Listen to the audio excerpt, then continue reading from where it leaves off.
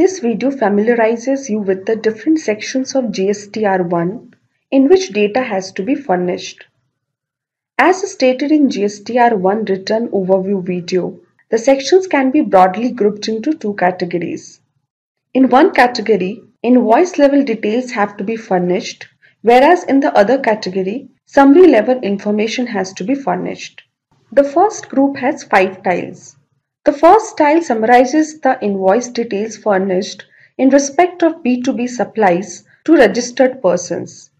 B2B or business-to-business invoices are issued against supplies made from one registered person to another registered person. The invoice level data of all B2B supplies made in the given tax period needs to be uploaded in GSTR1 for successful filing of tax return. As explained in the GSTR1 overview video, log into the GST portal and navigate to the GSTR1 dashboard by selecting the current tax period. Click the B2B invoices block. If you have already uploaded invoice details, you will see a screen displaying the receiver-wise summary as shown. Clicking the link underlying each receiver GSTIN will take you to a screen in which already furnished invoice details are visible. If you want to add more invoices for the same receiver, you can do so by clicking the Add Invoice button here. To add invoices issued to other receivers, go back to the previous screen and click the Add Invoice button like before. On the Add Invoice page that opens, enter the GSTIN or UIN of the receiver taxpayer and move to the next field either by using Tab key on your keyboard or by clicking into the next field with your mouse.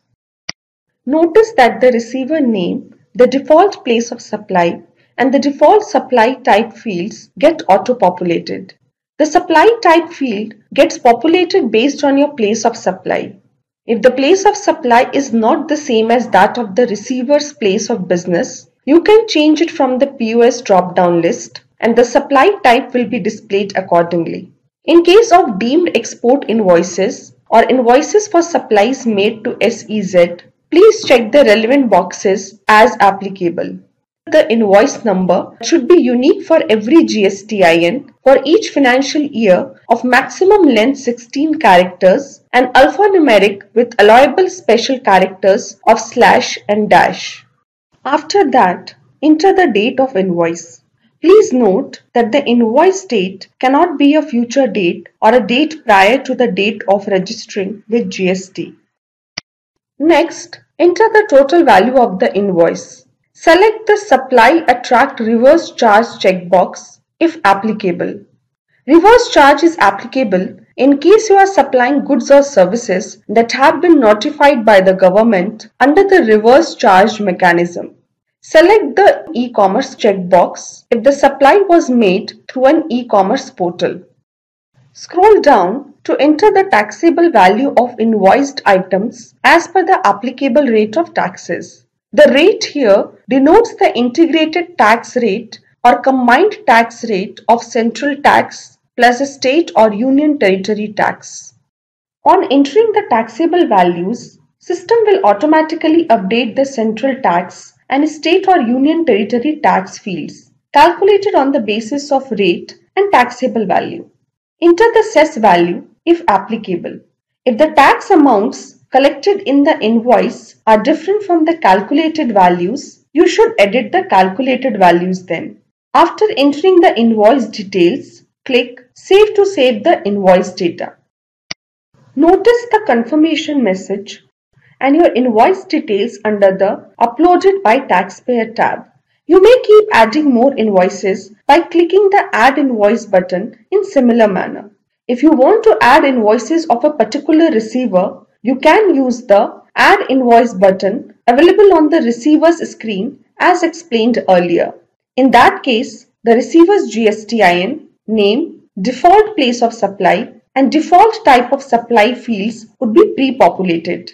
The Uploaded by Taxpayer tab shows all the invoices that you have uploaded for a given tax period. Similarly, Uploaded by Receiver tab displays the invoices that you missed from your GSTR1 but were detected and uploaded by the receiver taxpayer. If the receiver taxpayer has modified any invoice that you uploaded in your GSTR1, it will show up under the Modified by Receiver tab.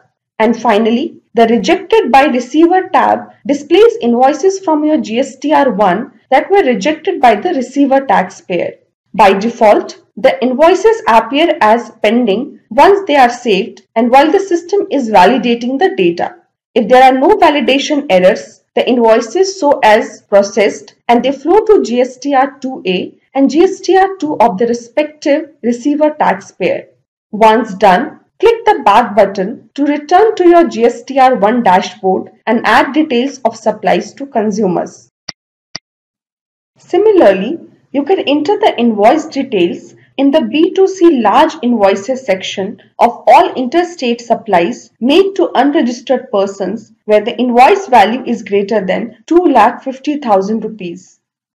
Click this tile and click the Add Invoice button. Please note that this type of invoice does not require the recipient's GSTIN. Just ensure that the value of each invoice that you enter in this category is greater than rupees 2,50,000. Otherwise, the system will not accept the invoice and will show an error message. For entering credit and debit notes, you will need to furnish the details of the original invoice against which this instrument was issued. For export invoices, you will need to furnish the invoice number and additional details such as the port code and whether the GST payment is to be made or not. The shipping bill number or bill of export number is not a mandatory field, but if the same is available at the time of filing GSTR1, the same should be provided.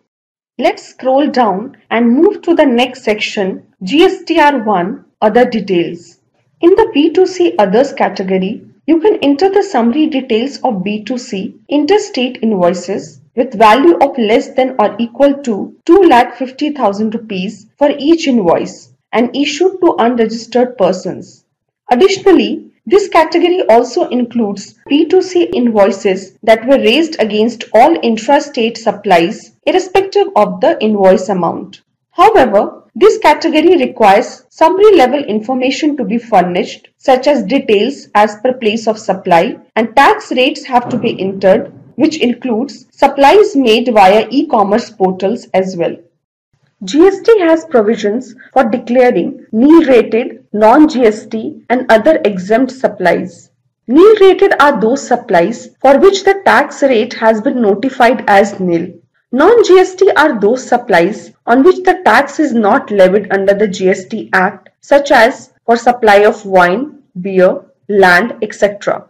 Whereas other exempt supplies are those supplies which have been exempted through a notification under the GST law. While all these supplies carry a zero rate of tax, all these supplies must be captured separately in GSTR1. Click the nil-rated supplies block to open its field as shown. The categories shown here are interstate supplies to registered person, interstate supplies to consumer, intrastate supplies to registered person, and intrastate supplies to consumer. For these categories, you can specify the value of supplies that were either nil-rated, exempted excluding nil-rated, and non-taxable or categorized as non-GST supplies. Click Edit to unfreeze the fields and to begin entering the data. Enter the required data. Once done, click Save and the fields will be frozen again. Click the back button to return to the GSTR1 dashboard. Before concluding this course, I want to show brief about two more categories. These are HSN or SAC Summary of Outward Supplies and the section that captures the list of documents issued. The HSN or SAC-wise summary of outward supplies needs to be reported if the annual turnover exceeds 1.5 crore rupees. Providing this summary with annual turnover of less than 1.5 crore rupees is optional, but the taxpayer still needs to provide information about the description of goods. If the annual turnover in the preceding year was between 1.5 crore and 5 crore rupees, The taxpayer needs to report HSN codes at 2 digits level. For annual turnover exceeding 5 crore rupees, the HSN codes must be reported at 4 digits level.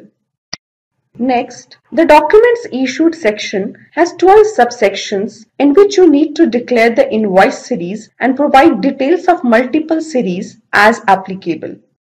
After you have added invoices for sections relevant to your business, in the bottom section of the page, you will find an option to submit your return for auto-validation of details, a checkbox for signing declaration, and the buttons to facilitate the e-filing steps. Once you have entered all the required details, simply go ahead and file the return, either by using DSC, EVC, or e-sign options. Thank you.